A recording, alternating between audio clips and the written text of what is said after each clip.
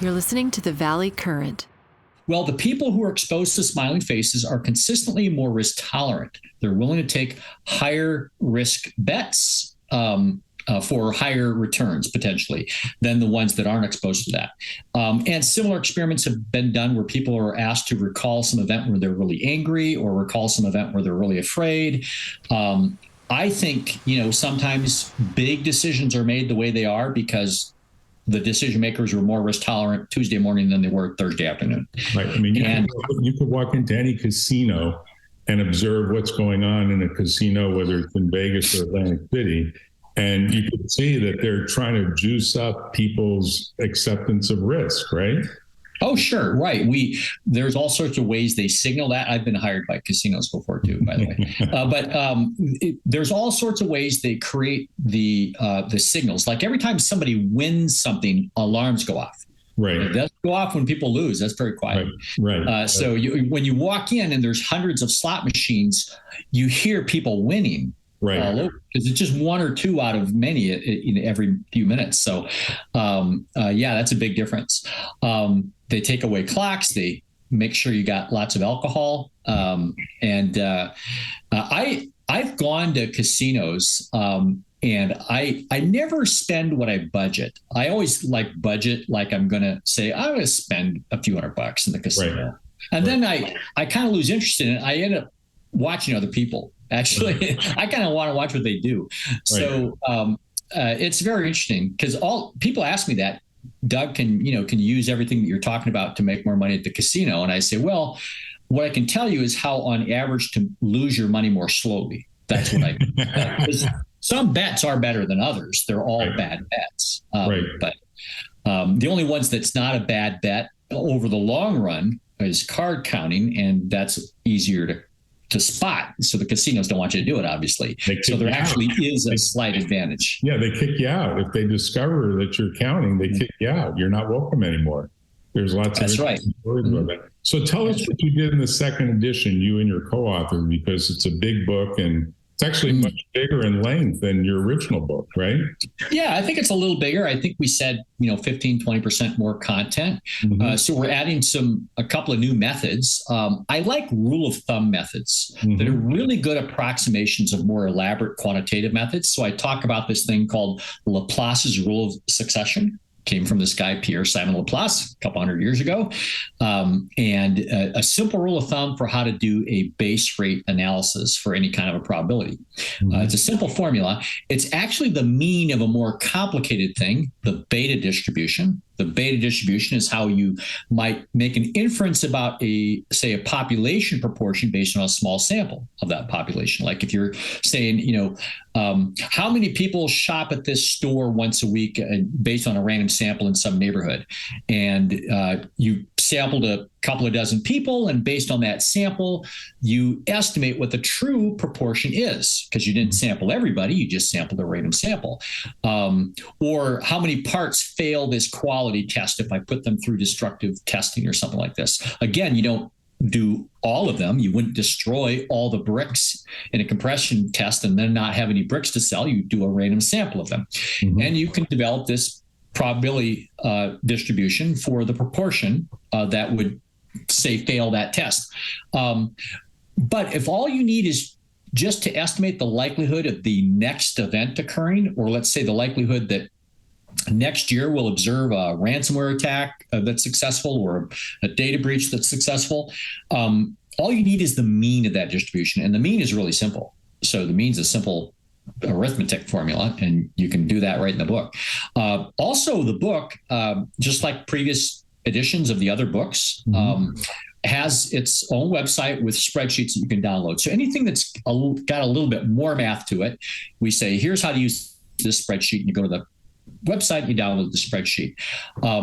We have some more empirical data now because one of the methods that we use for smoothing out inconsistency, we've applied in lots of cybersecurity clients now. So we aggregated a lot of that data and we show you the aggregate results. And we give you some quick rules of thumb for how to do some quick baseline estimates for how much your risk changes when you do multi-factor authentication or encryption or something like this. So do you think right now corporate America is on top of its game in the area of measuring cybersecurity risk, or do you think we're kind of like in the first inning of a triple header? Or where would you put us in the scale of where we've been and where we're going and where we are right now? Yeah, being aware of the irony, I would give it a 2 on a scale of 1 to 5. Yeah. So that's ironic because we spent a lot of time kind of debunking some very popular methods, including the risk matrix, Right. high, medium, low scales, and so forth. They actually add error that wasn't there in the original expert intuition. So you've heard garbage in, garbage out. Of course. And that's true for any kind of model. It's true for our intuition, our judgment. That's true for that. It's not unique to quantitative models. But what you don't want in a model is garbage in, then the model adds its own garbage, and then you have even garbage squared coming out, right? That's not a desirable outcome in the event. I get the impression, because of some of the work that I've done for some federal agencies, that there might be a trend in that direction of doing better quantitative analysis, but not most. I would say most are not there. Most are still, until someone really presses them to do it, they're still sliding by with the qualitative methods. Here's a heat map with some points on it, and that says something about our risk somehow. So do you see more risk now as a result of what's happening with AI? I think you're sort of alluding to that, right? There's more risk as opposed to less risk, particularly in cybersecurity, or you see the opposite? I wouldn't necessarily assume there's more risk now, because remember, it's always been an arms race on this stuff. Mm-hmm. Attackers improve methods, defenders improve methods. It goes back and forth. AI, there's going to be, just like there's white hat, black hat, hackers, there's going to be white hat AI combating the, adversaries AI and so forth. So there's going to be plenty of that. One thing that I couldn't have dreamed of, since you asked me what I dreamed about becoming in high school, mm-hmm. I didn't know if anyone would have had the presence of mind or the foresight to even dream of, I should work for Cyber Command. That wasn't a thing. There wasn't anything like that. I don't even recall a lot of science fiction really at that age. And I did a little bit of science fiction. I don't even recall a lot of science fiction about something like that. That's a completely different concept. And I know people at Cyber Command, they're on the defense side and they're on the offense side. Mm-hmm. They attack. And they do it now. We don't have to declare war. Right. We're doing these attacks. Right. So they do all of that sort of thing. I think we have to. And there's going to be, I don't know if maybe AI will be subsumed as part of Cyber Command, I suppose, AI Command or something like this. I think it just has to be part of the same thing.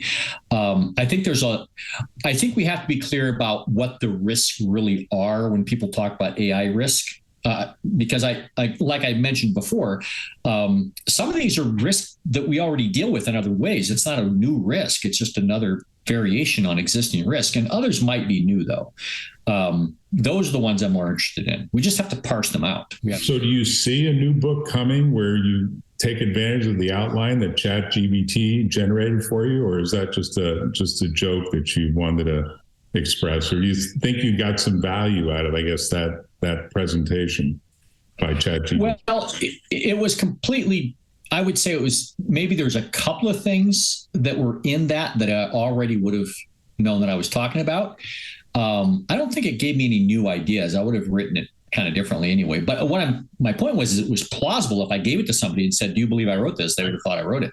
Right. I also did an experiment the other day that kind of went a little bit viral, I think, in my sense of viral, in my circles anyway. Right. I asked ChatGPT to write a plausible but meaningless corporate vision statement. Okay. And it did it. And a lot of people shared it. And a lot of people said, that sounds just like our vision statement. These are things that they brought in consulting firms to write up. I even, years ago, I even devised an experiment that people could test the ambiguity of their vision statements. And there were these online random vision statement generators. Right. from several years ago, but now ChatGPT can do just as well as all of that, even more convincingly, I think. So you randomly generate, say, 4 meaningless vision statements. You put your actual vision statement somewhere in the list and give this list of 5 vision statements to your employees and see what percentage of people correctly identify your vision statement. Because if only about 1 in 5 do, then it's indistinguishable from random nonsense, which a lot of them sound like to me. I think a lot of them would fail that test. So that's an experimental measurement you could make about the meaningfulness. Right? People might not think you could measure that, but that's a measure of something about your vision statement. Apparently, people can't tell the difference between that and some random nonsense. That's a big observation, Doug. I could see why that went viral. That could make you the next Gilbert author. You could get a cartoonist to help you with this, right? Yeah. In fact, it was the original inspiration for this years ago. Way before ChatGPT was Dilbert's Center for Decision Making, DUH hyphen decision making, and it had the Center for Decision Making vision statement generator, and that's where I did the first few. That must have been 15 years ago or so. But I wanted to define this experiment again with ChatGPT because I think it's useful. And there's a couple of other things that we've done there that I think are kind of interesting. I'm interested in it. I use it a lot. I use it like Google. It's as long as you kind of know what you're getting, right? When you Google things, you know you're going to get a bunch of garbage too. Right. That's not a new thing. We have to sift through a lot of stuff. And for tools like ChatGPT, if I change my prompt, I can get a more meaningful, relevant response. So I experiment with that. But the same is true with Google searches, right? Change the Google search terms a little bit and get something else. Or if I asked a friend, call a friend and get a second opinion on something, I don't have to believe everything they say. So in that response, is it really different than another human?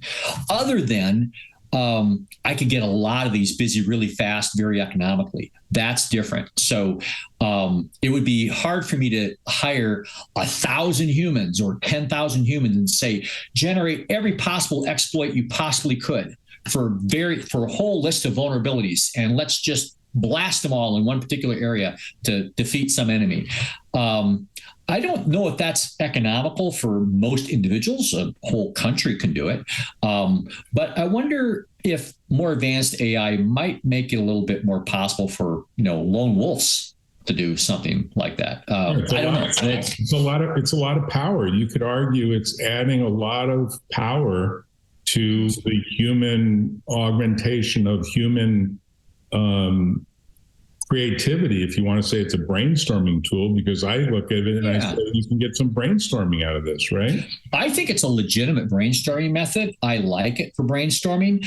I've used Google and stuff for brainstorming. I have a whole process for brainstorming. I'll go to a thesaurus online and I'll look up synonyms for words that I want to use, and I match them together. And, if I'm thinking about a brand name for something or something like that, that's what I do. And I certainly Google things for brainstorming.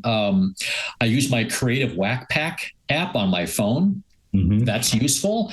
So yeah, why not? It's another tool.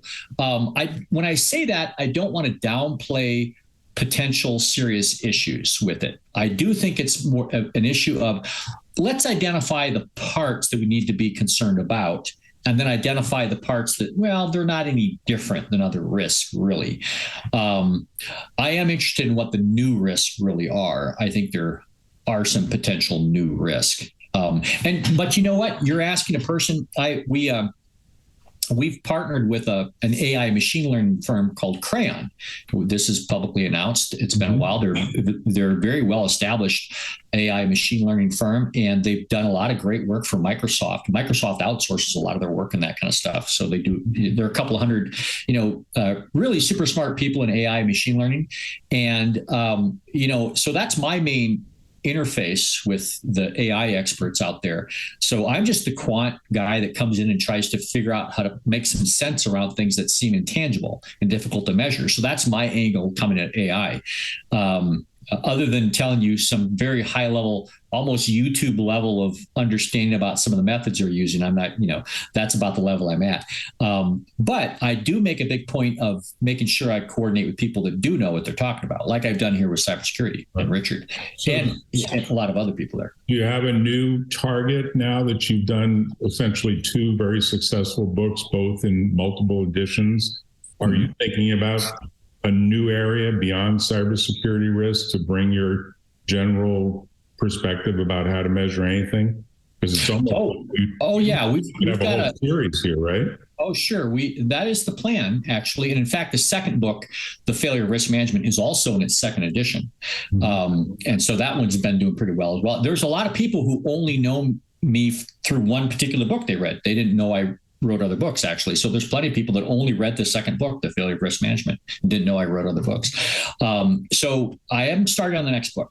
So I wasn't sure about how much to publicly announce about this yet, but it's going to be how to measure anything in project management. I've got a great team on this one. Okay. This will be a great team. They're really heavy hitters when it comes to quantitative analysis and project management and having lots of data about it. So how to measure anything in project management. And by the way, the title selection itself, which how to measure anything book I do, is a function of analytics. I choose them based on analytics.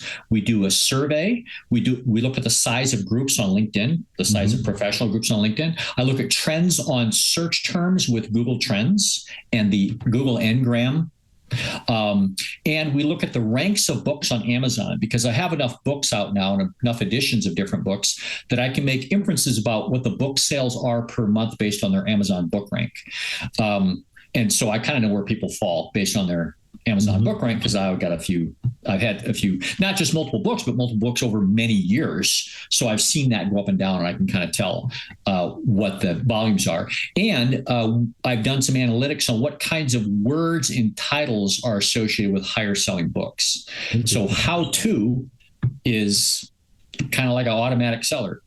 Right. And also measurement was an automatic seller. But I looked at how to measure anything in healthcare, how to measure anything in human performance, how to measure anything in innovation. So I chose cybersecurity because that ranked highest on our forecast first.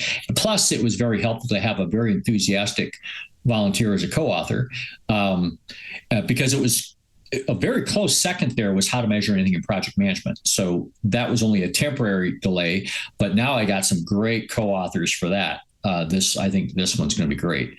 I think the other things, how to measure anything in innovation was also very close to those two.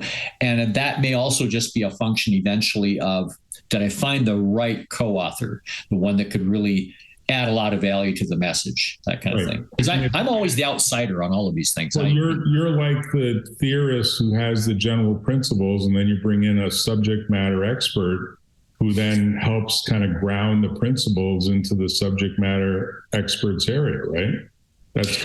I mean, we can't possibly know all of the different fields our clients are in, one person we just talked to earlier this week sent me a couple of citations in pharmaceutical literature where that cited my books. And I didn't know that, but apparently he asked, are you getting a lot of leads from pharma companies lately? Because you're in these couple of, papers that have made the rounds quite a lot. I go, well, not in particular more than other times or other industries necessarily. So I think maybe we're hitting on something because, number one, there's some profound misconceptions about how to think about all of this stuff. Even people with scientific backgrounds have some misconceptions that get in the way of how they're doing their work. You might think that scientists have memorized all the formulas for regression methods and, statistical inference and so forth, but no, they haven't really. They know how to use the software that they're using. They might use SPSS or something like this, or MathCAD or one of those tools. And they didn't really memorize all that. they understand the principles enough to know which tools to apply to a particular problem and what not to infer from the output of something. That's important. But no, they can't really execute all of this as if they did it by hand. And so we don't ask our clients to do that either. That's why we give them spreadsheets, and our readers too. We say, you don't have to memorize all this. Here's a spreadsheet that does this part. So no, I think that's a little bit of the ramp. That's the runway we have for the next couple of editions of books. So how to measure anything in project management is going to be the next one. Yeah, I think the other factor you might want to bring into your calculus is these are all areas now where people get certified. So there's certified cybersecurity risk analysts, there's certified project management experts. There's like these different certificated credentials. And I think in some ways, I'm going to say this and people are going to criticize me, but I think in some ways college and graduate education is becoming less relevant to people getting these certificates in these different areas where they bring different expertise. I'm not necessarily in favor of that because I, sort of like you, I think the liberal arts training of going back to the Greeks and looking at what they had to say about particular areas is a good thing to have under your belt and brings a lot more value and ultimate knowledge and wisdom. But, I would just observe that I think these areas that you're picking, they demonstrate some certificated professionals that are interested in learning more. And you're obviously delivering that in these books. So congratulations for doing that. Yeah, thanks. Well, in fact, yes, you're right. I think there's something to, the certification, the kind of profession. But another thing that really drives a lot of our selection process is, are they using a lot of methods that we know don't work according to research? That's good. So, That's good. Yeah. So if they're using stuff that really isn't any better than astrology, then that's what we want to, that's the message we want to come with, is all of this has been researched. We know that some things work well and some things don't. We also know that we're susceptible to what I've been calling an analysis placebo. So there's been research in multiple different fields that if you adopt a method that seems structured and formal about some estimation or forecasting or decision-making problem, you're going to feel more confident, inevitably. Even if your actual measured performance is worse than it was before, you'll still feel more confident. So I've been calling that the analysis placebo. We're susceptible to it. We can be fooled by the adoption of a method that doesn't really work, because especially in areas like risk management and especially like cybersecurity, we don't get immediate feedback on our judgments. If you said that something was 5% likely to happen per year, how long do you got to wait to figure out that assessment was accurate? Or, how many companies would you have to look at? Because you can't just look at your own company for a long period of time. You're not going to get immediate feedback. And if you said, I'm going to implement this control in my environment, and I think that reduced my risk, how long do you spend to observe the system, the environment, before you can reduce your uncertainty about that? You don't get immediate feedback in these kinds of judgments. And it turns out that's really critical for learning from experience. You can have lots of years of experience and really, frankly, not learn very much. Right. At least not about estimating and forecasting things, making better decisions in those areas where you just have these highly inconsistent and highly delayed feedback problems. So instead, what we do is what we call component testing.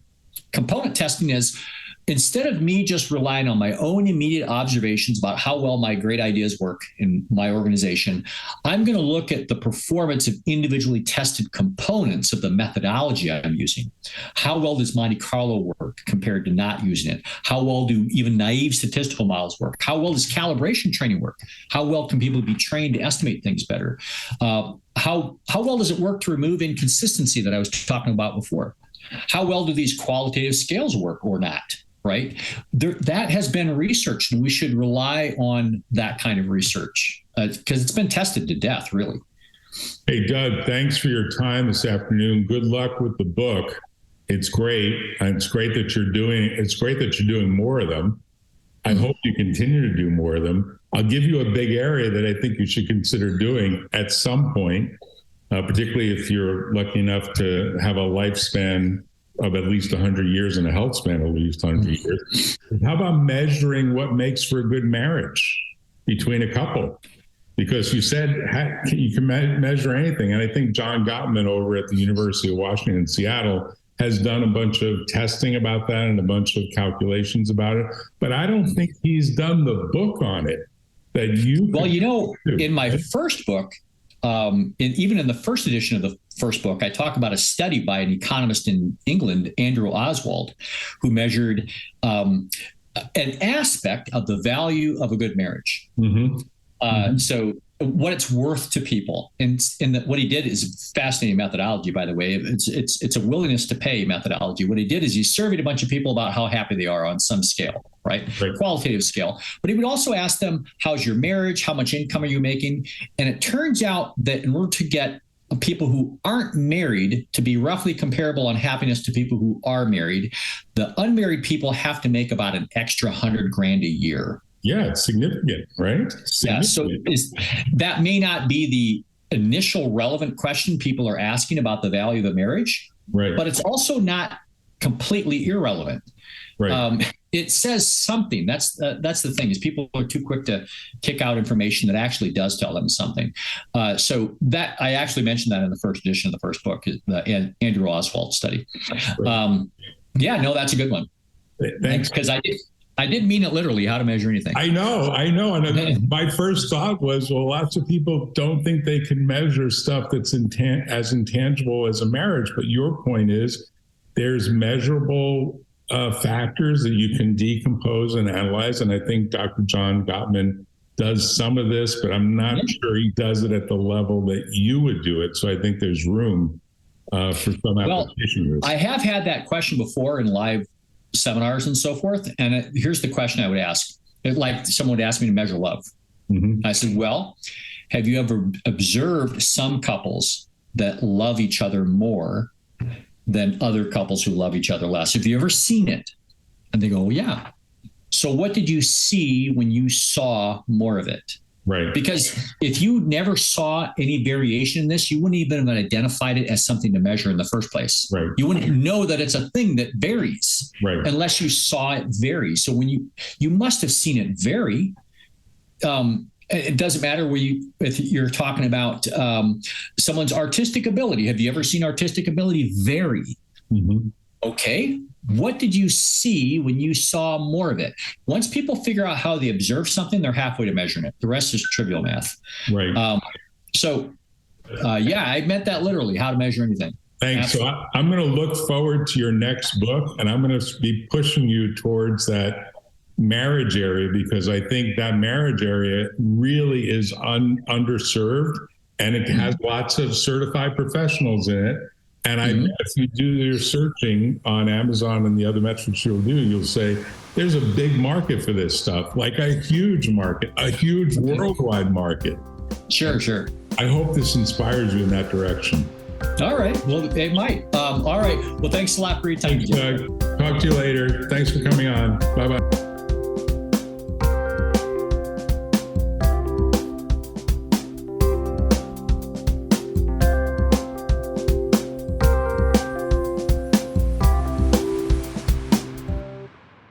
Tune in next time on The Valley Current.